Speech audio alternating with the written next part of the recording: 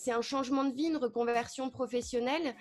Alors, il y en a plein, mais il faut être préparé pour bien accueillir ce changement de vie, en fait.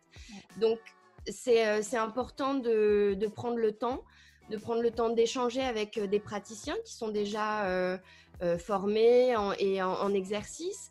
C'est important de se renseigner aussi, si tu veux, d'appréhender le métier d'une autre façon aussi. Parce que quand tu es salarié, dans la plupart des cas, tu ramènes pas trop de taf à la maison le soir, tu as ta paye à la fin du mois et puis, entre guillemets, bah voilà, c'est plié, tu es investi dans ton métier. Mais je veux dire, voilà, c'est pas toi qui fait tourner la boîte, même si tu y participes.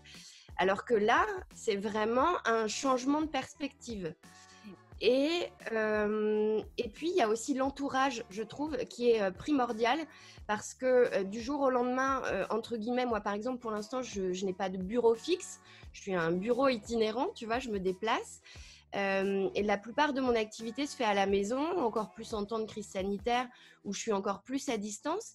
Donc, il y a une autre manière de travailler aussi qui est très importante et qu'il faut prendre en compte et qu'il faut anticiper. Parce que c'est déstabilisant d'être du jour au lendemain chez soi.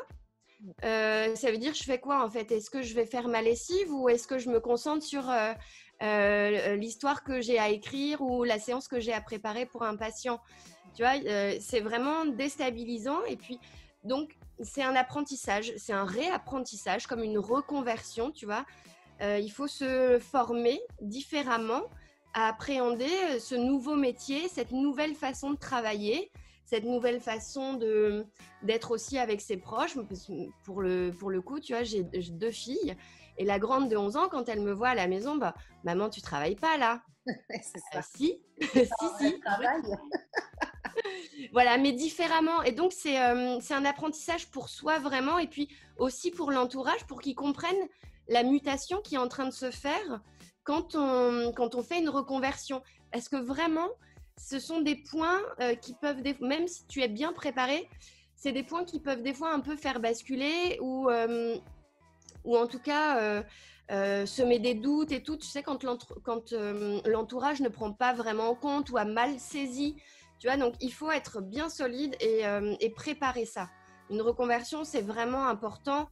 Et encore une fois, d'où l'importance d'avoir une plateforme d'échange parce que sinon, avec qui je parle du fait que là, moi, je travaille toute seule de la maison, que des fois, il faut que je m'y mette, que j'ai de la paperasse à faire, etc. Les journées peuvent être longues, entre guillemets, tu vois.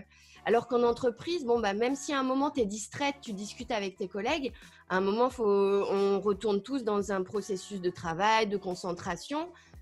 Là, voilà, c'est différent. Donc, c'est une autre approche qui se prépare vraiment.